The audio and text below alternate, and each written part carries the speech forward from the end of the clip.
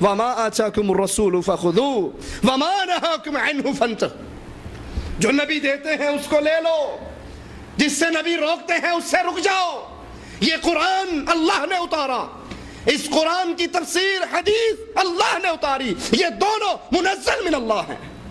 اِنَّا نَحْنُ نَزَّلْنَا الذِّكْرَ وَإِنَّا لَهُ لَحَافِظُونَ، اس ذکر کو، اس شریعت کو، اس دین کو اتارنے والے بھی ہم ہیں اور اس کے محافظ بھی ہم ہیں۔ رسول اللہ صلی اللہ علیہ وسلم نے فرمایا مجھے قرآن دیا گیا اور قرآن کی مثل ایک اور چیز دی گئی، وہ رسول اللہ صلی اللہ علیہ وسلم کی حدیث ہے۔ قرآن اور صحیح حدیث اسلام پر عمل کرنے کا ذریعہ ہے۔ جیسے قرآن لکھا جاتا، صحابہ حدیث کو لکھتے، حدیث کو یاد کرتے۔ حدیث میں آتا ہے ایک صحابی لکھا کرتے تھے، کچھ صحابہ نے کہا نبی سے پوچھ پوچھ کر لکھا کر، ہر بات نہ لکھا کر۔ اگلے دن اس نے لکھنا چھوڑ دیا۔ رسول اللہ صلی اللہ علیہ وسلم سے دیکھتے ہیں اور پوچھتے ہیں تو لکھتا کیوں نہیں؟ وہ کہتے ہیں یا رسول اللہ صلی اللہ علیہ وسلم، میرے کچھ صحابہ نے مجھے یہ کہا، فرمایا اللہ کی قسم لکھ، اس زبان سے جو نکلے گا حق نکلے گا۔ یہ قرآن بھی اللہ کی طرف سے اتارا ہوا، فرق کیا ہے؟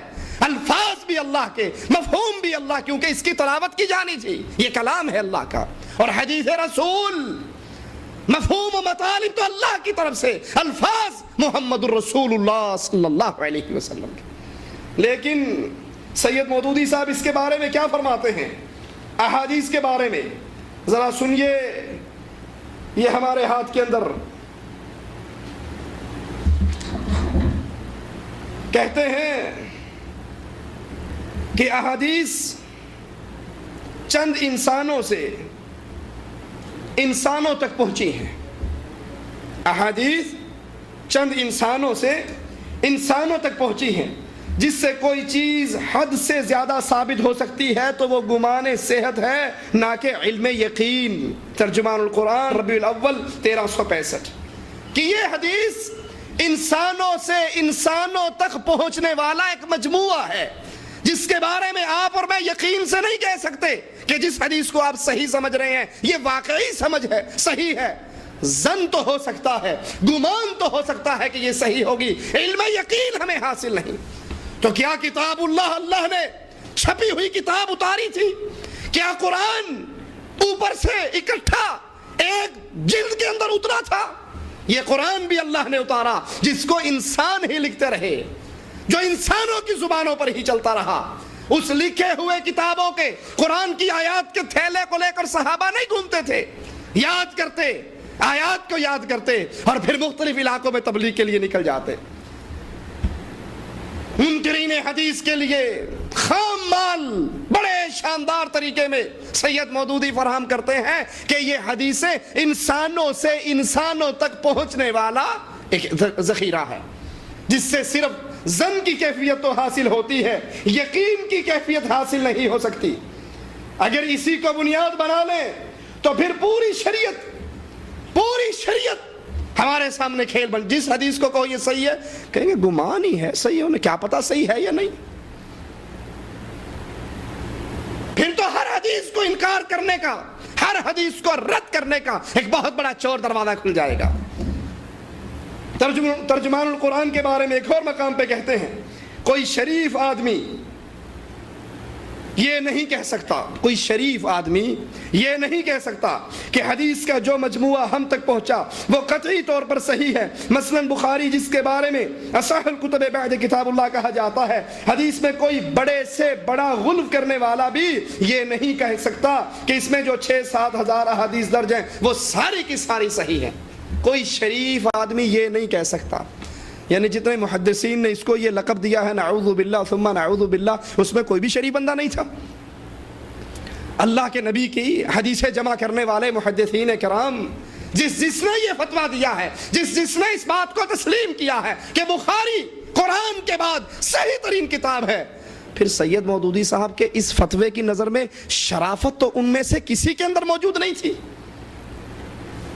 یہ دروازے ہیں جو حدیث کے انکار کرنے والوں کے لیے چور راستے کھولے جا رہے ہیں۔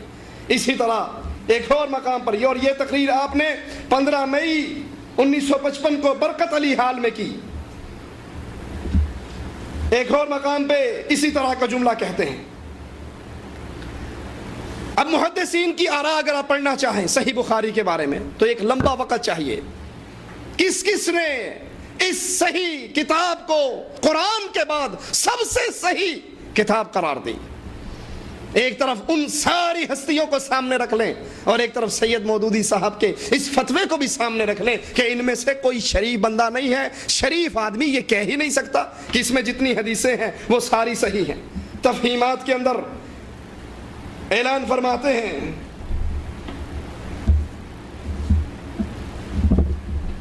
کہ یہ جو احادیث ہم تک پہنچی ہیں یہ زیادہ سے زیادہ انسانوں سے انسانوں تک پہنچنے والا ایک علم ہے. ہو سکتا ہے محدثین کس کو صحیح کہیں اور حقیقت کے اندر وہ صحیح نہ ہو. ہو سکتا ہے کسی کو محدثین ضعیف کہیں اور وہ ضعیف نہ ہو بلکہ وہ صحیح ہو. یہ ان کی کتاب ہمارے ہاتھ میں ہے تفہیمات حصہ اول اور صفحہ اس کا 356 ہے. 356 پر کہتے ہیں محدثین رحمہ اللہ کی خدمات اوتھینٹک ہیں, بالکل ٹھیک ہیں, اور یہ بھی کہ انہوں نے حدیث کے لیے جو مواد فراہم کیا وہ اخبار و آثار کی تحقیق میں بہت کارآمد ہے. کلام اس میں نہیں, کلام تو صرف اس میں ہے کہ کلیتاً ان پر اعتماد کرنا کہاں تک درست ہے. وہ بہرحال تھے تو انسان. یہ بہت بڑی چوٹ ہے حدیث کے اوپر کہ کیسے ہم ساری باتوں کو سچا مان لیں. حدیثوں کو لکھنے والے بالآخر تھے تو انسان. اور اگر کوئی یہی اعتراض قرآن کے بارے میں کر دے کہ قرآن کو لکھنے والے بالآخر تھے تو انسان, اللہ کے نبی صلی اللہ علیہ وسلم تو پڑھے لکھے ہوئے نہیں تھے, صحابہ سے لکھوایا کرتے تھے, امیر معاویہ کاتب وحی میں شامل تھے, وہ تھے تو انسان. کیا خیال ہے پھر قرآن کے بارے میں کیا کہیں گے؟ کہنے والوں نے تو پہلے سے کہہ رکھا ہے کہ یہ قرآن تو بدل دیا ابو بکر عمر عثمان نے. اصل قرآن میں 17,000 آیات ہیں. اصول کافی کے اندر یہ روایت موجود ہے اور آیات نقل کرتے ہیں وہ قرآن کا انکار کرنے والے. یا ایھا الرسول بلغ ما انزل الیک, کہتے ہیں یہ آیت یوں نہیں, یہ اصل میں آیت تھی یا ایھا الرسول بلغ ما انزل الیک فی ولایت علی. وہ تو کہتے ہیں کہ قرآن کو بدل دیا.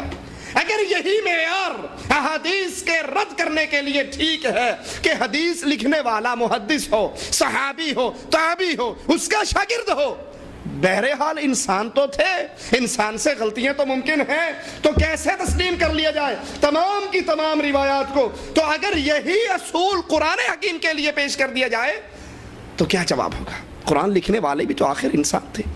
عثمان نے ساری امت کو ایک کتاب پہ اکٹھا کیا, ایک روایت پہ اکٹھا کیا. حضرت عثمان بھی تو انسان تھے, صحابہ کرام بھی تو انسان تھے. تو کیا اسی بنیاد اور اساس کو لے کر پھر انکار کرنے والے قرآن کی آیات کا انکار نہیں کریں گے؟